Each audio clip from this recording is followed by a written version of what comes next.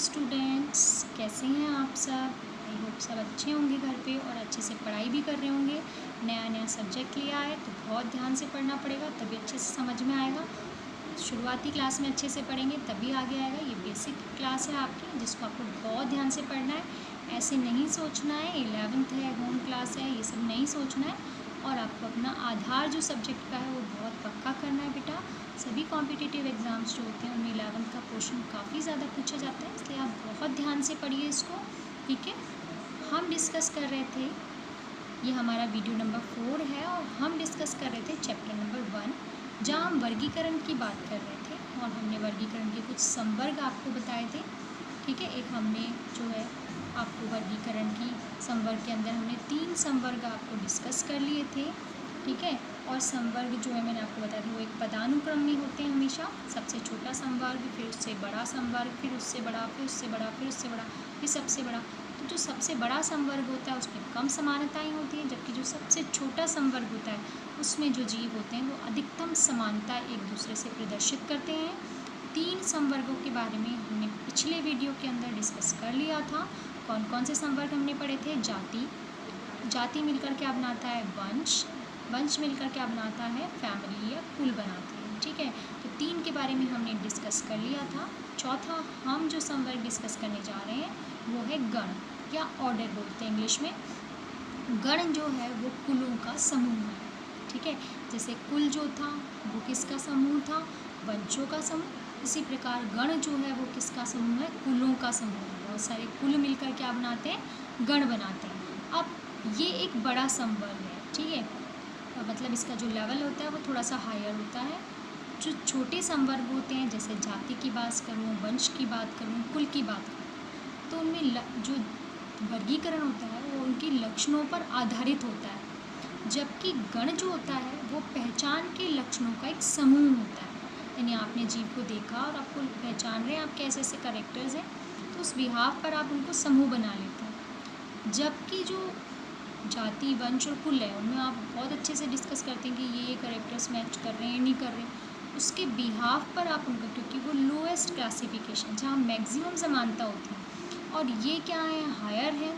जो संवर्ग है इनमें कम समानताएं आपको दिखेगी, तो आप बाहरी लक्षणों के आधार पर, पहचान के आधार पर इनके अंदर समूहन करने का प्रयास करते हैं। उदाहरण देखिए, कुल कॉन्वोल्यूलेसी और सोलेनेसी को पॉलीमोनियल्स गण में रखा गया। ये 2 कुल हैं, कॉन्वोल्यूलेसी और सोलेनेसी, दोनों कुल को एक गण कौन से में रखा गया? पॉलीमोनियल्स। और इसका आधार जो है इस गण का वो क्या है? इनका पुष्पीय लक्षण। किस प्रकार के पुष्प इनमें लगते हैं वो पुष्पीय लक्षण जो है वो इसका आधार है। ये हमने उदाहरण ले लिया वनस्पति विज्ञान से। एक जंतु विज्ञान का उदाहरण भी लेते हैं हम, जंतुओं का भी उदाहरण ले लेते हैं। ठीक है, जंतुओं में कार्निवोरा गण, ठीक है, उसके अंदर 2 जो गण है उसके अंदर 2 कुलों को रखा गया है, फेलिडी और कैनिडी। फेलिडी में आता है शेर, चीता, बिल्ली, और कैनिडी में आता है कुत्ता। दोनों जो कुल है उनको कौन से गण में रखा गया है? कार्निवोरा गण में रखा गया है। कौन से गण में रखा गया है? कार्निवोरा। तो सबको समझ में आ रहा होगा क्या है ऑर्डर? कुलों का समूह है। ठीक है, कुलों का समूह। नेक्स्ट है वर्ग या क्लास। क्लास क्या होगा? गण के ऊपर क्लास है या वर्ग है, तो गणों का समूह क्या कहलाएगा? वर्ग कहलाएगा। जैसे प्राइमेटा एक गण है, कार्निवोरा एक गण है, और दोनों गण मिलकर एक वर्ग बना रहे हैं, मैमेलिया वर्ग। कौन सा वर्ग बना रहे हैं? मैमेलिया। कार्निवोरा एक गण है, प्राइमेटा एक गण है। प्राइमेटा में बंदर, गोरिल्ला, गिब्बन, इवन मनुष्य भी आता है। ठीक है, और कार्निवोरा में कौन आते हैं? कुत्ता, बिल्ली, बाघ, चीता, है ना, ये सब आते हैं कार्निवोरा में। और ये दोनों गण मिलकर कौन सा वर्ग बना रहे हैं? मैमेलिया वर्ग बना रहे हैं, स्तनधारी वर्ग बना रहे हैं। ठीक है, जिनमें स्तन ग्रंथियाँ प्रेजेंट होगी वो सब इसके अंतर्गत आएंगी। ठीक है, इस वर्ग के अंदर ये दोनों गण जो है वो आते हैं। तो वर्ग, क्लास आपको समझ में आ गया होगा ये संवर्ग। नेक्स्ट संवर्ग जो हम डिस्कस कर रहे हैं वो है संघ। बहुत सारे वर्ग मिलकर क्या बनाते हैं? संघ बनाते हैं। जैसे मछली, उभयचर, सरीसृप, पक्षी और स्तनधारी वर्ग। ये सभी मिलकर एक संघ कॉर्डेटा का निर्माण करते हैं। कौन से संघ का निर्माण करते हैं? कॉर्डेटा। जैसे मछलियों से आप परिचित हैं, उभयचर जो जल और थल दोनों पर रहते हैं। सरीसृप जो रेंगने वाले जंतु हैं, जैसे सांप है, ठीक है, कछुआ है, मगरमच्छ है, ये सरीसृप में आते हैं। पक्षी वर्ग से आप परिचित हैं, स्तनधारी वर्ग से भी आप परिचित होंगे, ठीक है। तो ये सारे मिलकर जो है, ये सब मिलकर कॉर्डेटा संघ में आते हैं। और कॉर्डेटा संघ का जो मुख्य लक्षण क्या है?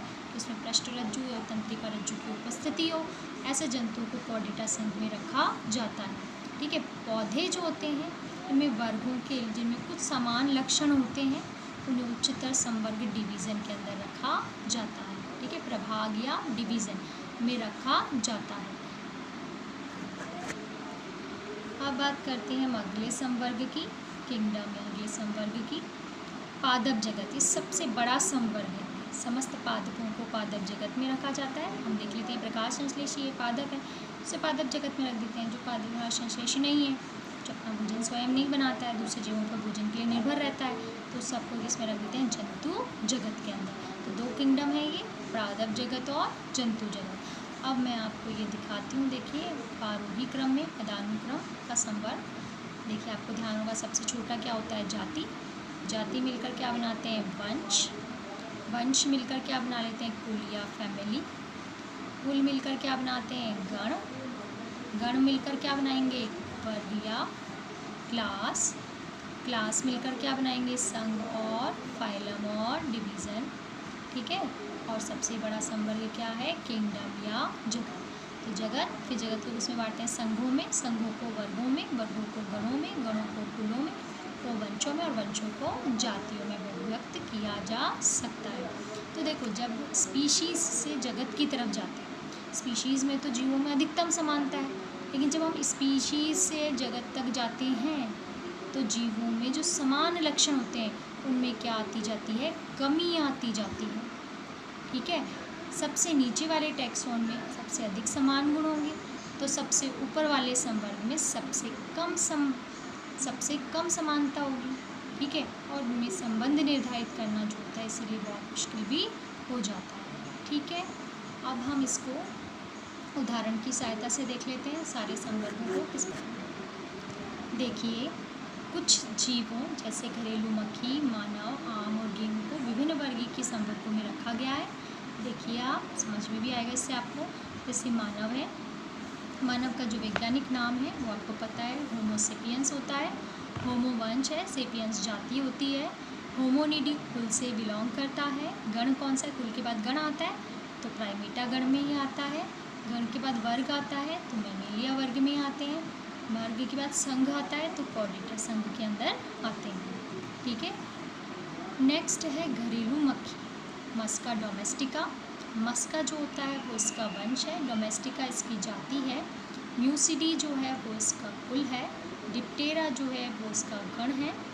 इंसेक्टा वर्ग के अंदर आते हैं ये, और आर्थ्रोपोडा संघ के अंदर आते हैं। आर्थ्रोपोडा संघ जो है वो आता है नॉन कॉर्डेटा का संघ होता है, जिसमें पृष्ठरज्जु तंत्रिका रज्जु नहीं होती है इनके अंदर पृष्ठरज्जु तंत्रिका रज्जु पाई जाती है, इसलिए ये कहलाते हैं कॉर्डेट। और ये किसके संघ हैं? नॉन कॉर्डेटा के। समझ में आ गया। अब ये दो उदाहरण तो हमने ले लिए जंतुओं के। अब दो पादप उदाहरण भी डिस्कस करेंगे हम। आम का वैज्ञानिक नाम क्या है? Mangifera indica. मैंजीफेरा इसका वंश है, इंडिका इसकी जाति है। एराकिडिनेसी जो है उसके कुल से बिलोंग करते हैं। सेपिंडेल्स जो है वो गण से बिलोंग करते हैं। और वर्ग कौन सा है? डायकोटिलिडीनी, मतलब जिनमें दो द्विबीजपत्री होते हैं पौधे वो इसके अंतर्गत आते हैं। और एंजियोस्पर्मी जिनमें पुष्प पाए जाते हैं, पुष्प उपस्थित होते हैं, वो एंजियोस्पर्म के अंतर्गत आते हैं। नेक्स्ट बात करते हैं गेहूँ। टिट्रिकम एस्टिवम वैज्ञानिक नाम। टिट्रिकम इसका वंश है, एस्टिवम इसकी जाति है। टिट्रिकम इसका वंश।